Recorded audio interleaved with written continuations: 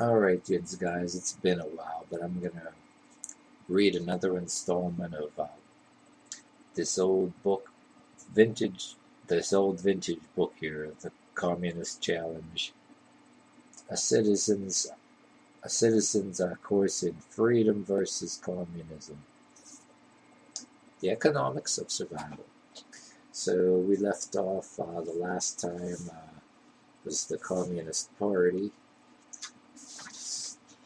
So we're going to continue in the next chapter here, the pattern of communism. Okay, the pattern of communism. Marx and Lenin set the pattern for communism. They gave communists the goal, the overflow of all existing non-communist social systems and world domination, a materialistic philosophy that permits communists to use any techniques necessary to achieve their goals and to impose communism on others by force. We repudiate all morality that is taken outside of human class concepts, said Lenin. For us, morality is subordinated to the interests of the class struggle. Yeah, the way he defined as the class struggle. The operating doctrine to be followed in trying to achieve the goal of world communism. Most importantly, the principle that the battle should be led by a comparatively small group of disciplined party members. Yeah, the ones that know what's best for everybody else. Very huge goals they had, and some of these people still have today. Still, one more refinement in this basic pattern has been developed: justification for the dictator who would lead the party. It is a tribute to the appeal of the idea of democracy that the communists have adopted the word as a slogan. They refer to the Soviet Union as the most advanced type of democracy. They describe the dictatorships in China, the Soviet satellite countries of Eastern Europe, North Vietnam, and North Korea as people's democracies. They liberate countries they enslave. In fact, of course, the Russian government is a dictatorship. Some people say it hasn't really changed much now, but this is an older book too, but everything that's going on still relates. But anyway, nowhere is the tortured logic of communism more evident than attempts to justify this dictatorship and to term it democracy. The theory of communism holds, as we have seen, that the capitalistic system breaks down and that the workers, or proletariat, take over all the means of production in the socialist state. Eventually, because evil economic influences have been removed from their lives, all men become pure and noble, working unselfishly toward a common good. There is no need for government. Government withers away. But until the day of true communism appears, until the character of man has been changed and all capitalistic influence destroyed, communist countries are in a period of transition. Yeah, no need for government, but except for theirs. This is the period of the dictatorship of the proletariat. Lenin here introduced two key points. First, he made clear that dictatorship was to be unhindered by law. First, he made clear that dictatorship was to be unhindered by law and should rest on force. Oh yeah, just like them. The scientific concept dictatorship means nothing more nor less than unrestricted power, absolutely unimpeded by laws or regulations and resting directly upon force. This is the meaning of the concept of dictatorship and nothing else. This is the meaning of dictatorship and nothing else. In other words, they're saying this is the meaning of dictatorship and nothing else. Their meaning, nobody else's. Second, Lenin had to justify his rule as an individual dictator. Under communist theory, the system was a dictatorship of the proletariat. Lenin therefore tried to justify his Lenin therefore had to justify his personal rule on the theory that he was acting on behalf of the masses. Yeah, he knows what's best for everybody else. Just like everybody else, certain religions and certain anti-religions. Actually, religions do this. Anti-religions think they're better, but they do this. They just don't like religions because they want their way to do it. But yeah, both religions and anti-religions act this way. They know what's best for the masses. And everybody else, the street thug daddy, drug daddy model, and need I go on?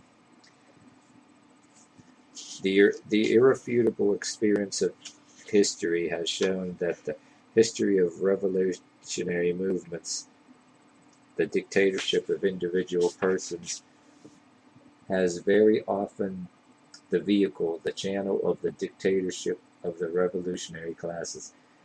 Since Lenin's time, the communists have put up some window dressing. On paper, the Soviet citizens have the same right to vote as the free people of the world.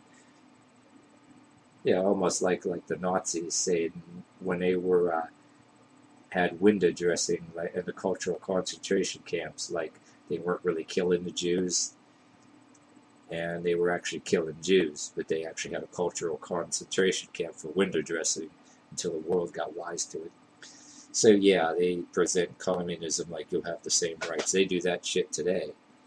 Like try to say, oh, you have the same rights to vote as everybody else. We're just going to liberate you from all the prey on your resentments. But then they want the same power, worse, being inflicted upon you. As soon as they get what they want, it's like, fuck you, you know. Yeah, like the same way Stalin, this communist did, you know, the Russian prisoners up. They, like I said before, they asked them if they can, if they joined the army during World War II, you know, they'd get their freedom, and then any of the ones that weren't dumb enough to flee the country while they were out there as soldiers come back, and Stalin was like, not, fuck you, you're back in prison. Like a documentary of the Russian mobs, they were known as bitches later on. Yeah, so let's not get too off the subject here. Yeah, I'll get carried away here. So,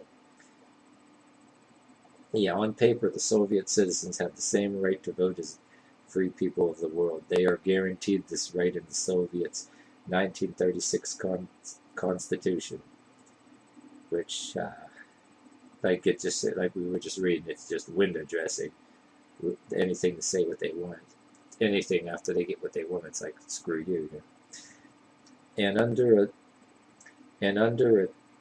this right in the Russians, Soviets they are guaranteed the right of the Soviet 1936 Constitution. Yeah.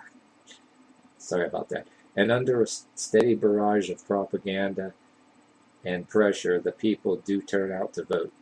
Communists like to point out that that over 90% of their eligible voters cast ballots as compared to some 60% of in the United States.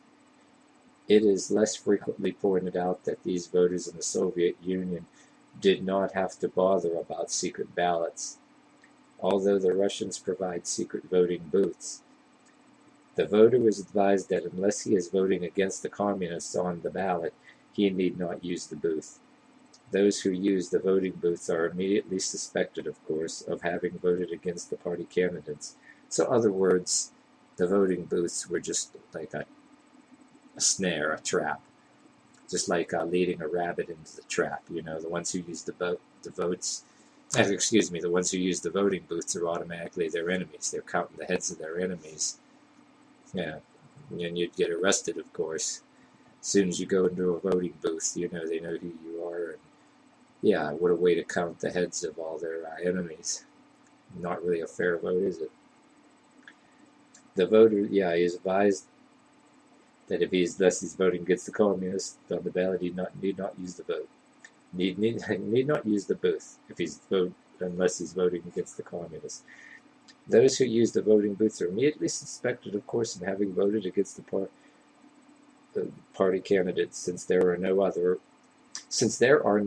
candidates.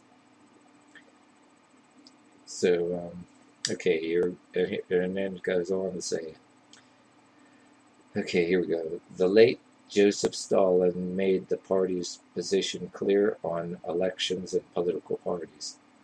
Quote, our country is the country of the dictatorship and the proletariat, and the dictatorship is headed by the single party, the Communist Party, which does not and cannot share power with any other parties.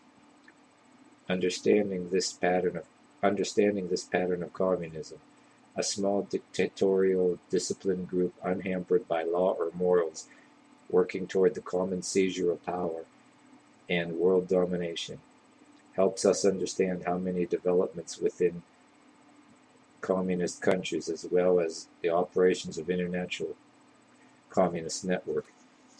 It helps us understand why communists' ideas on religion, justice, education are so hostile to ours. Yeah, so there you have it. This chapter literally says they actually outright lie to their people and say, oh, you'll have the same rights as anybody else in the free world. But then, yeah, they ended up saying that people have the same rights as everybody else once they're reeled in. But their voting booths were actually rabbit traps to see who their enemies are. Yeah. Pretty dirty trick, wasn't it? But in a way, some people might even do that here. Who knows? But not quite like they did it. But yeah, we got voter fraud in a lot of other countries too, even though they're not communist countries. Now with modern technology and the computers instead of like paper cards, voter fraud is so dang easy to do now. How can you see it, or how can we see it or prove it? And of course they want power unhindered by anybody else. No other party except theirs. And people who want this type of setup think that they actually want a daddy. But you'd have to be an absolute fool to think otherwise. But anyway, stay tuned for the next chapter. It is titled Religion, which is next. So I'm going to end this video here.